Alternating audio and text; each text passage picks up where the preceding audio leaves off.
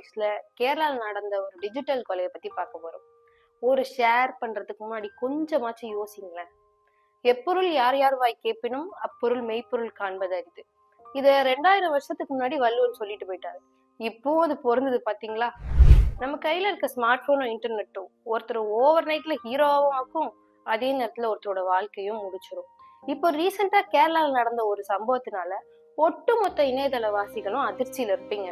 ஒரு பொண்ணு போட தவறான வீடியோனால 42 வயசான தீபக் இன்னைக்கு உயிரோட இருக்கு. நடந்தது என்ன? அன்னைக்கு என்ன நடந்துச்சுன்னு பார்க்கலாம். கோழிக்கோட்ல இருந்து பையனூர் போற ஒரு பிரைவேட் பஸ்ல தீபக்ன்றவர் டிராவல் பண்றாரு.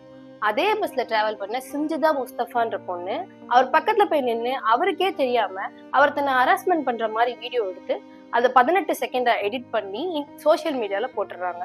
இது பயங்கர வைரல் ஆயிடுது. எல்லாரும் தீபக்கை திட்டுறாங்க, கண்ணா பின்னான்னு விமர்சனம் பண்றாங்க. இதனால தீபக்கோட குடும்பத்துக்கு அவமானம்.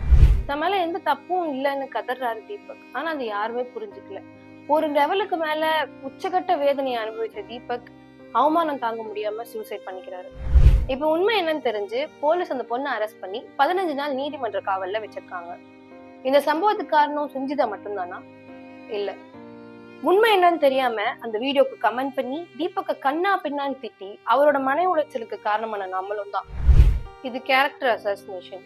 சட்டத்தை கையில எடுக்காதீங்க. உங்களுக்கு ஒரு பிரச்சனைனா முதல்ல போலீஸ்ல போய் கம்ப்ளைண்ட் கொடுங்க. அதை விட்டுட்டு சோசியல் மீடியால வீடியோ போட்டு ஜட்ஜாக ட்ரை பண்ணாதீங்க. தப்பு பண்றது யாரா இருந்தாலும், அது ஆணா இருந்தாலும் சரி பெண்ணா இருந்தாலும் சரி, தண்டனையை அனுபவிச்சுதான் ஆகணும். அவசரப்பட்டு உண்மை தெரியாம நீங்க பண்ற ஒரு ஷேர் ஒரு குடும்பத்தை நறு தெருவில் கொண்டு வந்து நிறுத்தும். சோசியல் மீடியான்றது மெசேஜை ஷேர் பண்ற இடம் மட்டும் கிடையாது, அது ஒரு வெப்பன். ஒரு ரீலோ ஒரு போஸ்டோ பார்க்கும்போது கோவப்படாதீங்க, பதட்டப்படாதீங்க, உணர்ச்சி வசப்படாதீங்க. முதல்ல அது உண்மையான்றதை தெரிஞ்சுக்கோங்க. தெரிஞ்சுட்டு அதுக்கப்புறம் ஷேர் பண்ணுங்க. ஆதாரத்தை தேடுங்க. ஆத்தரைஸ் மீடியா அது கரெக்டானு கன்ஃபார்ம் பண்ணிருக்கான்னு பாருங்க. அதுக்கப்புறம் நீங்க ஷேர் பண்ணுங்க. ஒருத்தரோட பர்சனல் லைஃப்பை பத்தி வதந்தி கிரியேட் பண்றது கருத்து சுதந்திரம் கிடையாது, அது ஒரு குற்றம். ஃபேக் நியூஸை கிரியேட் பண்றதும் அதை ஸ்ப்ரெட் பண்றதும் சட்டப்படி குற்றம். இங்க ஒரு நிரபராதி இறந்ததுக்கு அப்புறம் தான் நம்மளுக்கு இதெல்லாம் யோசிக்க தோணுது இல்ல. சோசியல் மீடியால நீங்க பாக்குற எல்லாமே உண்மை கிடையாது. நீங்க ஒரு விஷயத்த ஷேர் பண்றதுக்கு முன்னாடி ஒரு நிமிஷம் யோசிங்க. நீங்க யோசிக்கிற அந்த ஒரு நிமிஷம் ஒரு உயிரை காப்பாற்றும். சோசியல் மீடியாவை ஹெல்த்தியா யூஸ் பண்ணுங்க.